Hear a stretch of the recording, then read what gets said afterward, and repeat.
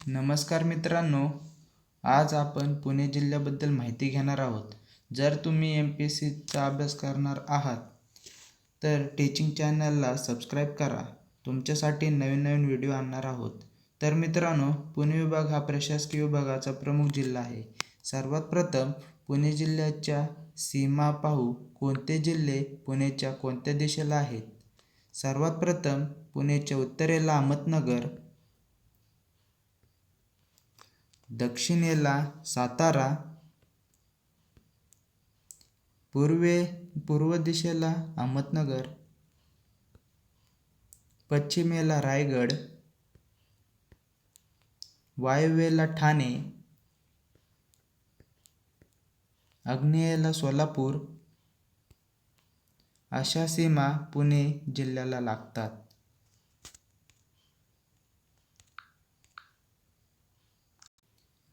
पुणे जिल्ह्याचा भौगोलिक आढावा आता आपण घेऊया. पुणे जिल्हा महाराष्ट्राची सांस्कृतिक राजधानी आणि शिक्षणाचे माहेरघर म्हणून ओळखला जातो.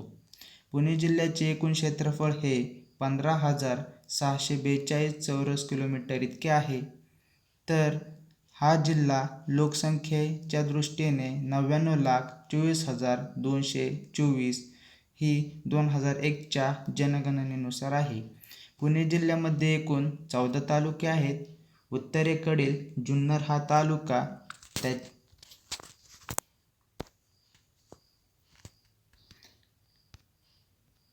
त्याच्याखाली आंबेगाव, खेड, मावळ, मुळशी, शिरूर, वेल्हे, भोर, पुणे शहर, हवेली, दौंड, बारामती, इंदापूर, पुरंदर असे एकूण 14 तालुके आहेत. पुणे जिल्हा महाराष्ट्र राज्याच्या क्षेत्रफळाच्या 5% आहे. तर जमीन उंच सखल असल्याने घाटमाथा, मावळ आणि पठार असे जिल्ह्याचे 3 स्वाभाविक विभाग पडलेले आहे. सह्याद्री पर्वताच्या मोठ्या रांगा उत्तरेकडून दक्षिणेस पसरलेल्या आहेत. हवामानाचा विचार केला तर किमान 10.5 डिग्री सेल्सिअस, कमाल 37.7 डिग्री सेल्सिअस, पर्जन्य सरासरी 720 मिमी इतका पाऊस पुणे जिल्ह्यामध्ये पडतो. शहरे 25, गावे 1,866,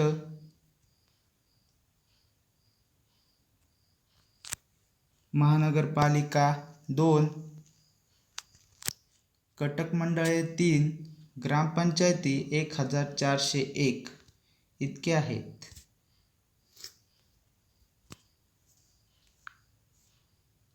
मित्रांनो, आता जाणून घेऊया नदी प्रणालीबद्दल. तर पुणे शहरामध्ये भीमाशंकर येथे भीमा नदीचा उगम होतो. आंबेगाव या तालुक्यात 12 ज्योतिर्लिंगापैकी एक हे भीमाशंकर ज्योतिर्लिंग आहे. आणि येथे थंड हवेचे ठिकाण म्हणून सुद्धा पर्यटन बघायला येतात. कृष्णा नदीची भीमा नदी ही उपनदी आहे. भीमा नदी ही पूर्ववाहिनी नदी आहे. भीमा नदीचे खोरे हे महाराष्ट्रातील 2 नंबरचे खोरे आहे. तर 1 नंबरचे खोरे हे गोदावरी नदीचे खोरे आहे. मित्रांनो, हा प्रश्न बऱ्याचदा आलाय की सर्वात मोठे खोरे हे कोणत्या नदीचे आहे? तर ह्याचं उत्तर आहे गोदावरी नदीचे खोरे. तुम्ही हा व्हिडिओ पूर्ण पहा, तुम्हाला सर्व काही समजून जाईल भीमा नदी प्रणालीबद्दल. तर भीमा नदी ही महाराष्ट्रामध्ये 4थ्या क्रमांकाची नदी आहे. तिची महाराष्ट्रामधून वाहण्याची लांबी ही 451 किलोमीटर इतकी आहे. 1 नंबरला गोदावरी नदी आहे. तिची लांबी महाराष्ट्रामध्ये 668 किलोमीटर. 2 नंबरला पेनगंगा नदी ही लांबीने 495 किलोमीटर आणि 3ऱ्या क्रमांकाची वर्धा नदी लांबीने 455 किलोमीटर.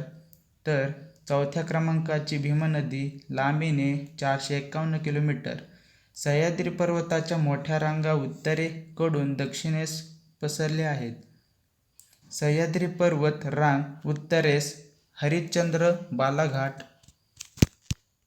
पर्वतरांग आणि दक्षिणेला शंभू महादेव पर्वतरांग याच्यामध्ये भीमा नदीचा उगम होतो.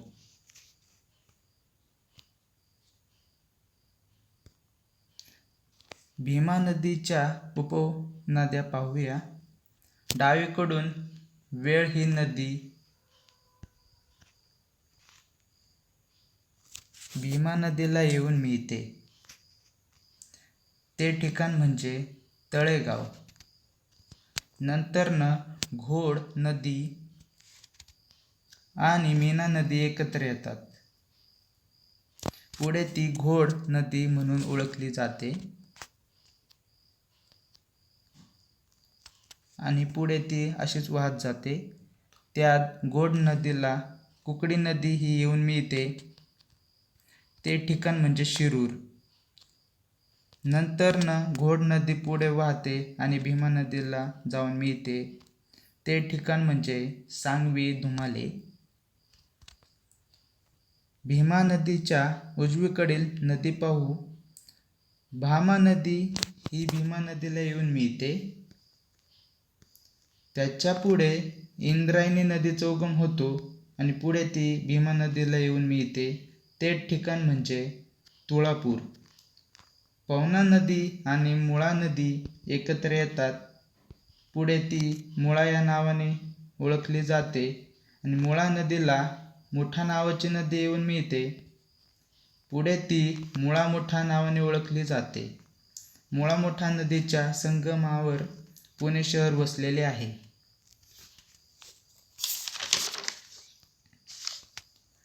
मुळा मुठा नदी भीमा नदीला येऊन मिळते. ते ठिकाण म्हणजे रांजणगाव.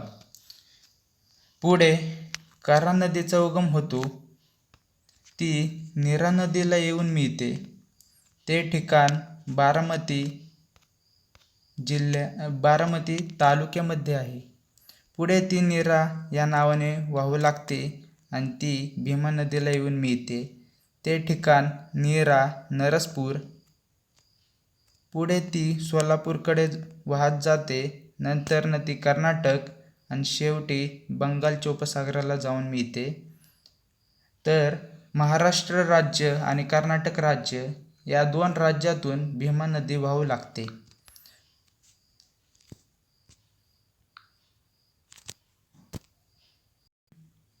ही होती पुणे जिल्ह्याची मुख्य नदी प्रणाली. आता पाहूया पुणे जिल्ह्यातील धरणे. 26 धरणे पुणे या जिल्ह्यात आहेत. तर सर्वात प्रथम पानशेत धरण. हे धरण आंबी नदीवर बांधले आहे. उंची 63.56 मीटर म्हणजेच 208.5 फूट आणि पाणीसाठा हा 10.7 TMC इतका आहे. पानशेत धरणाच्या पाणीसाठ्याला तानाजी सागर म्हणतात. दुसरं वरसगाव धरण पानशेत धरणाच्या जवळ आहे आणि हे मोसी नावाच्या नदीवरती हे धरण बांधण्यात आले आहे. तर या धरणाची उंची 63.4 मीटर म्हणजेच 208 फूट इतकी आहे. या धरणाचा पाणीसाठा 13.21 TMC इतका आहे. वरसगाव धरणाच्या पाणीसाठ्याला वीर बाजी पासलकर म्हणतात. तिसरे धरण हे टेंभर धरण आहे. हे धरण मुळा या नदीवरती बांधण्यात आलेले आहे. टेंभर धरणाची उंची ही 42.5 मीटर म्हणजेच 131 फूट इतकी आहे. या धरणाचा पाणीसाठा 3.61 TMC इतका आहे. नंतर चौथ्या क्रमांकाचे खडकवासला धरण. हे धरण पुणे शहराच्या पश्चिमेला पुणे शहरापासून 16 किलोमीटर इतक्या अंतरावरती खडकवासला गावाशेजारी आहे. हे धरण इंग्रजांच्या काळात 1879 साली बांधण्यात आले. उंची ही 32.9 मीटर, लांबी 1539 मीटर, पाणीसाठा 1.98 TMC इतका. या धरणाला 11 दरवाजे आहेत. नंतरनं उजनी धरण. भीमा नदीवर पुणे सोलापूर जिल्ह्याच्या सीमेवरती हे धरण आहे आणि या धरणाला 41 दरवाजे आहेत. भामा असखेड धरण. खेड तालुक्यातील असखेड गावाशेजारी हे धरण आहे. नंतरनं वीर धरण. पुरंदर तालुक्यातील वीर गावाशेजारी पुणे सातारा जिल्ह्याच्या सीमेवरती वीर नावाचे धरण आहे. मुळशी धरण ही मुळा नदीवरती बांधलेले धरण आहे. डिंबे धरण. आंबेगाव तालुक्यातील आंबेगाव शेजारी हे घोड नदीवरती डिंबे धरण बांधण्यात आले आहे. नंतरनं चासकम मान धरण हे भीमा नदीवरती बांधले आहे. खेड तालुक्यामध्ये आहे ते. भुशी धरण हे लोणावळ्याजवळ आहे. गुंजवणी धरण. भुशी धरण हे लोणावळ्याजवळ आहे. गुंजवणी धरण. नंतरनं माणिकडोह धरण हे कुकडी नदीवरती आहे. पिंपळगाव जोगा धरण हे कुकडी नदीची उपनदी पुष्पावती या नदीवरती पिंपळगाव जोग धरण बांधण्यात आले आहे. नंतरनं नाझरे धरण हे कऱ्हा नदीवरती बांधण्यात आले आहे. नंतरनं आंध्रा वायली धरण हे तळेगाव दाभाडे गावाशेजारी आंध्रा नदीवरती बांधण्यात आले आहे. तर 17 नंबरचे नीरा देवदर हे नीरा नदीवरती धरण बांधण्यात आले आहे. नंतरनं चिलेवाडी ही कुकडी नदीची उपनदी वर बांधण्यात आले आहे. नंतरनं एडगाव धरण. नंतरनं वाळवण धरण हे इंद्रायणी नदीवरती बांधण्यात आले आहे. वडस धरण हे घोड नदीची उपनदी मीना नदीवरती बांधले आहे. वाडीवाळे धरण हे लोणावळा शेजारी आहे. ठोकरवाडी. नंतरनं शिरसोटा हे इंद्रायणी नदीवरती बांधले आहे.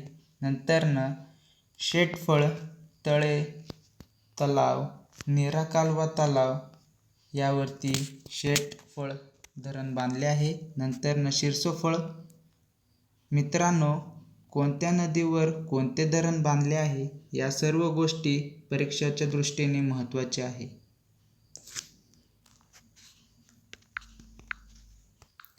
हे झाले पुणे जिल्ह्यातील मुख्य 26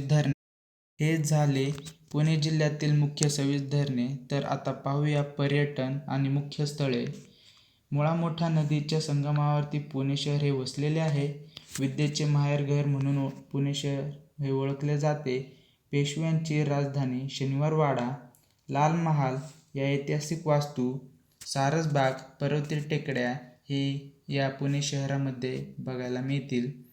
इंद्रायणी तेरी हे आळंदी हे गाव वसलेले आहे.